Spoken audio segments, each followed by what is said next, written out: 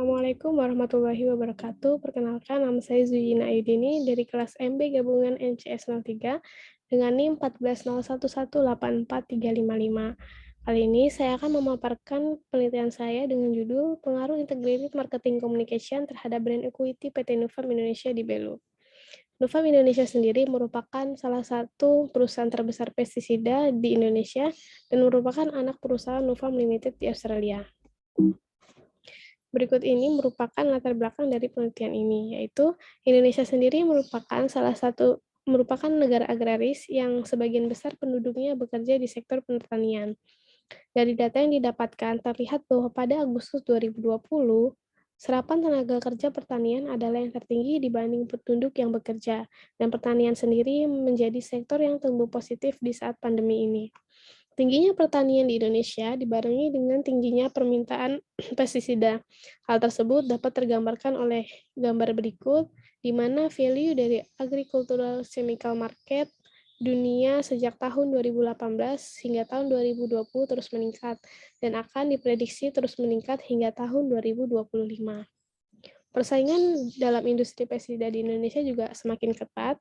Hal ini dapat terlihat dari data Pusat Perlindungan Varietas Tanaman dan Perizinan Pertanian pada tahun 2020, di mana jumlah merek dagang pestisida terdaftar di Indonesia terus meningkat sejak tahun 2015 hingga tahun 2020, baik pestisida jenis fungisida, herbisida, maupun insektisida.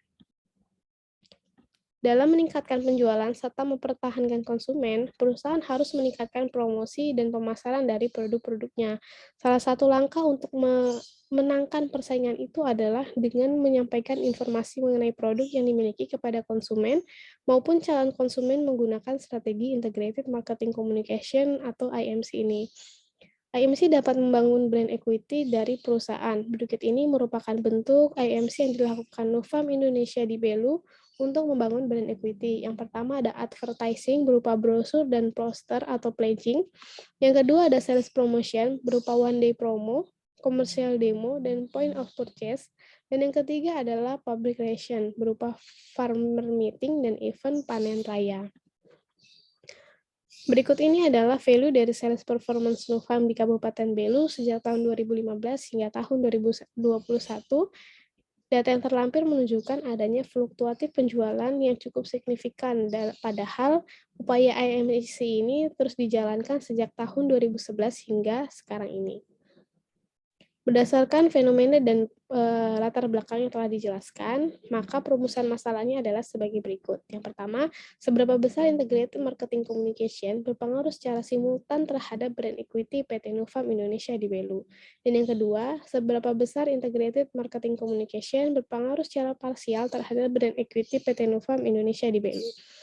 Adapun tujuan penelitiannya adalah yang pertama, untuk mengetahui seberapa besar integrated marketing communication berpengaruh secara simultan terhadap brand equity PT Nufam Indonesia di Belu, dan untuk mengetahui seberapa besar integrated marketing communication berpengaruh secara parsial terhadap brand equity PT Nufam Indonesia di Belu. Adapun landasan teorinya adalah sebagai berikut. Yang pertama, marketing management. Menurut Kotler tahun 2018, dari sudut pandang manajerial, pemasaran sendiri adalah proses perencanaan dan pelaksanaan konsepsi, penetapan harga, promosi, dan distribusi ide, barang, dan jasa untuk menciptakan pertukaran yang memuaskan tujuan individu dan organisasi. Sedangkan marketing manajemen atau manajemen pemasaran adalah seni dan ilmu dari memilih pasar sasaran dan mendapatkan, mempertahankan, dan menumbuhkan pelanggan melalui penciptaan, penyampaian, dan mengkomunikasikan nilai pelanggan yang unggul. Yang kedua ada integrated marketing communication, yaitu proses bisnis strategis yang digunakan untuk merencanakan, mengembangkan, melaksanakan, dan mengevaluasi komunikasi merek yang terkoordinasi, terukur, dan persuasif program dari waktu ke waktu dengan konsumen, pelanggan, prospek, karyawan, rekan, dan audiens eksternal dan internal lain yang relevan dan ditargetkan. Tujuannya adalah untuk menghasilkan pengembalian finansial jangka pendek dan membangun merek dan nilai pemegang saham jangka panjang. Bells dan Bells menerangkan bahwa dimensi dari promotional mix atau IMC ini terbagi menjadi 6, yaitu advertising, direct marketing, digital atau internet marketing, sales promotion, publicity atau public relations, dan personal selling. Yang terakhir ada the roles of IMC in branding. Menurut Bells et al. Tahun 2020 berpendapat bahwa salah satu alasan utama untuk semakin pentingnya IMC selama dekade terakhir adalah bahwa hal itu memainkan peran utama dalam proses pengembangan dan mempertahankan brand identity dan brand equity. Membangun dan mengelola brand equity dengan benar telah menjadi prioritas bagi perusahaan dari semua ukuran, di semua jenis industri dan semua jenis pasar. Dengan semakin banyak produk dan layanan yang bersaing saat ini untuk dipertimbangkan oleh pelanggan yang semakin sedikit waktu untuk membuat pilihan, merek terkenal memiliki keunggulan kompetitif utama di pasar saat ini. Membangun dan mempertahankan identitas dan ekuitas merek memerlukan penciptaan merek terkenal yang memiliki asosiasi yang menguntungkan, kuat, dan unik di benak konsumen. Adapun kerangka pemikiran dari penelitian ini diduplikasi dari penelitian Lang dan kawan-kawan pada tahun 2001, namun ada penghilangan dimensi sponsorship pada variabel X karena perusahaan PT Nufarm Indonesia di Belu belum pernah melakukan aktivitas tersebut. Kemudian untuk penelitian Theodora pada tahun 2021 juga meneliti hal yang sama. Ada beberapa dimensi pada variabel X di penelitian Theodora yang tidak ada di penelitian ini, namun sama-sama tidak memiliki dimensi sponsorship. Penelitian ini mengukur hubungan antara seluruh dimensi IMC terhadap seluruh dimensi brand equity, serta seluruh dimensi IMC dan brand equity terhadap overall brand equity, sehingga hipotesisnya dapat terlihat sebagai berikut. Untuk karakteristik penelitiannya, penelitian ini menggunakan metode kuantitatif dengan tujuan asosiatif kausal, dengan tipe penyelidikan korelasional. Adapun keterlibatan peneliti dalam penelitian ini adalah tidak mengintervensi data dengan unit analisisnya berupa individu dan waktu pelaksanaan cross-section. Untuk populasi dan sampel, populasi dari penelitian ini adalah masyarakat Belu, Nusa Tenggara Timur, yang pernah melihat promosi Nufarm Indonesia dan menggunakan produk Nufarm Indonesia.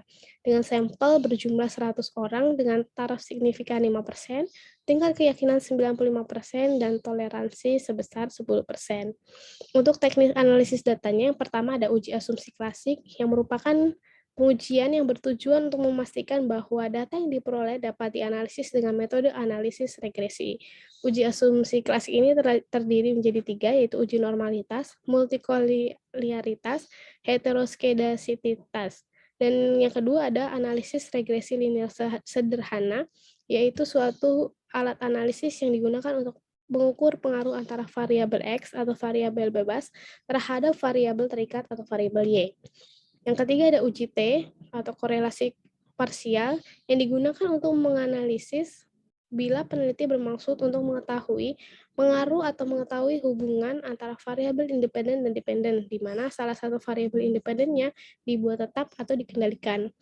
Yang keempat ada uji F, yaitu merupakan angka yang menunjukkan arah dan kuatnya hubungan antara dua variabel independen secara bersama-sama atau lebih dengan satu variabel dependen. Dan yang terakhir ada koefisien determinasi yang digunakan untuk melihat seberapa besar tingkat pengaruh variabel independen terhadap variabel dependen. Sekian penjelasan presentasi dari saya. Apabila ada salahnya saya mohon maaf. Assalamualaikum warahmatullahi wabarakatuh.